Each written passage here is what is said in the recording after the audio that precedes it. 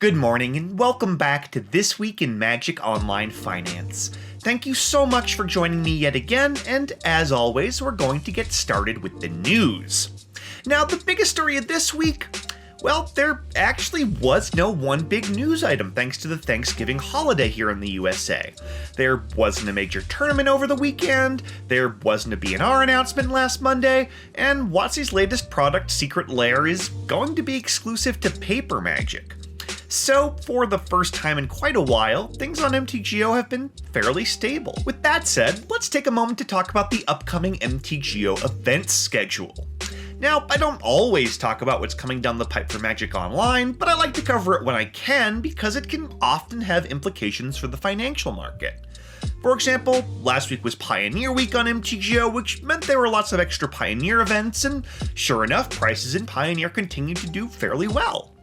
I'm not sure there's enough correlation to say that Pioneer Week events definitely contributed to prices going up, but at least I knew that Pioneer prices weren't going to drop last week because there'd be enough events to play and enough interest in the format. Even more importantly for our purposes, Modern Horizons is back on MTGO for the first time since this summer. These Encore drafts started last week, and they'll be running today and tomorrow as well before disappearing over the maintenance period. I'll be talking about the impact this has had on one of the key cards in Modern Horizons a little later, but overall I expect that this Encore draft week will make Modern Horizons cards a little less expensive over the short term. So if you've been holding off on buying any of these, I'd do it ASAP while this draft format is still live. Looking ahead, it's worth knowing that Vintage Masters will be back starting on Wednesday for a full week of non-Phantom Encore drafts. And Vintage Masters includes expensive cards like Jace the Mind Sculptor, Force of Will, Ancient Tomb, Black Lotus, and even the revised Dual Lands. So if you've been looking to pick up any of these cards, know that they'll probably drop quite a lot over the next week and should be pretty cheap about a week from now. So I'd make your plans to buy in next Tuesday or so. That should be the bottom of the market for a while since Vintage Masters is rarely available to be drafted on Magic Online. Let's move on now to Gaining Ground, where in Standard, the biggest gainer of the week, at least in terms of actual Standard play, was Alayla Artful Provocateur, one of the Brawl Precon commanders from Throne of Eldraine. Alayla jumped about 3 tickets this week, nearly doubling in price from 4 up to 7, which I'm pretty sure has to do with the Esper Stacks deck that a few players were trying out back in October. I haven't seen a lot from that deck recently, but any one of these Brawl commanders can spike in price really at any time, simply due to how underprinted they are on MTGO. A similar thing is actually happening with Chulainn Teller of Tales, another one of the Brawl commanders, which spiked a little bit this week, jumping 2 tickets from 5 up to 7 after seeing some play in some iterations of Bant Ramp. Now, I don't see either of these decks taking off at any point soon, but I also don't blame folks for wanting to snag their playsets of these Brawl commanders just in case, especially after what happened to Corvold last week. All of these cards could easily end up in the 20 to 30 ticket range if they end up seeing play in a real deck. Now, over in Pioneer, the card that gained the most ground this week was Kalidas, Trader of Get, which spiked 12 more tickets from 19 up to 31. But just looking at this spike doesn't really tell the full story, since this card was actually as high as 27 tickets back in mid-November before dipping back down to 19 early last week. Regardless, Kalidas is showing up more and more in Pioneer, making an impact in Golgari Lands and Sultai Control, alongside the incredibly powerful mono-black aggro. Here's the good news. Kalidas doesn't play a large enough part in any of these decks to make me fear a banning, and I also expect him to remain a pillar of the format, regardless of how the metagame evolves. But I still wouldn't be shocked if his price tag dips a little next week. See, Kalidas has just been super volatile lately, and that's usually been a sign of further price volatility to come, especially in nascent formats like Pioneer. Even looking at his price chart right now, I can see that it appears to have peaked and begun another descent, so I'd wait another few days to buy in if you're looking to buy a copy, but long term, I like the future for this legendary vampire warrior. Also up in Pioneer this week, Goblin Rabble Master, which surged 7 full tickets from 8 up to 15. This is in large part because of Gruul Aggro, which uses cards like Questing Beast, which was also up big this week, and Smuggler's Copter to wreak havoc in the Pioneer early game. Now, my worry with Goblin Ravel Master and Gruul Aggro in general is that this deck leans a lot on Once Upon a Time and the aforementioned Smuggler's Copter, which have to be on the shortlist for future bannings, perhaps even as early as later today. And because of that, I'm less interested in buying Ravel Master than I would be otherwise. Honestly, I'm selling this card into the hype. Over in Modern, the card that gained the most ground this week was Karn the Great Creator, which spiked 10 full tickets from 22 up to 32. Now, even though Karn is legal in both Standard and Pioneer, it's surging in price because Tron is very well positioned in the current Modern metagame.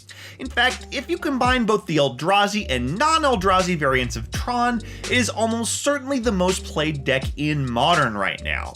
As a result, Karn the Great Creator is surging in price, and its chart is pointing straight up at the sky.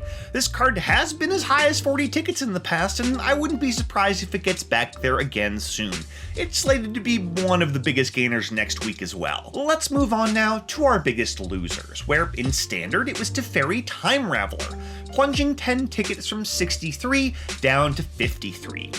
Now, this may seem like a huge drop, but Teferi's been as high as 80 and as low as 26 in recent months. Honestly, it doesn't take much for this card to drop 10 tickets, and this sort of price drop might simply be explained away by something as simple as a little market dip due to Thanksgiving. That being said, Teferi's price chart is still pointing down right now, and the card is seeing a little less play in Pioneer and Modern than it was a couple of weeks ago. So it's certainly possible that this powerful Planeswalker's price tag will continue to erode a little over the coming days. Just don't confuse this temporary drop with the long-term trend, because Teferi is still an incredible card in at least 3 formats. If you've got Teferis kicking around in your collection and you use them fairly regularly, I definitely hold on to them. Over in Pioneer, the biggest loser of the week was Vivian Arcbow Ranger for the second straight week. This time Vivian dropped 14 tickets from 63 down to 49. So much for Vivian, the 80-ticket Pioneer staple. Now, even though this card's MTGO price is on a massive downward trajectory right now, and I don't see that changing anytime soon, Vivian is actually pretty great in Pioneer. It shows up in Mono Green Devotion, Hardened Scales, and even the various builds of Simic Aggro and Midrange. Its paper price has been fairly stable in the $18 to $20 range for the past couple of weeks as well. So I wouldn't be surprised if the MTGO price continues to drop, because honestly it spiked too high to begin with. But don't expect Vivian to dip below the 20 ticket mark or anything, because it's still a format staple, and it shot up in price for a pretty good reason. Now over in Modern, Force of Negation took another big tumble this week.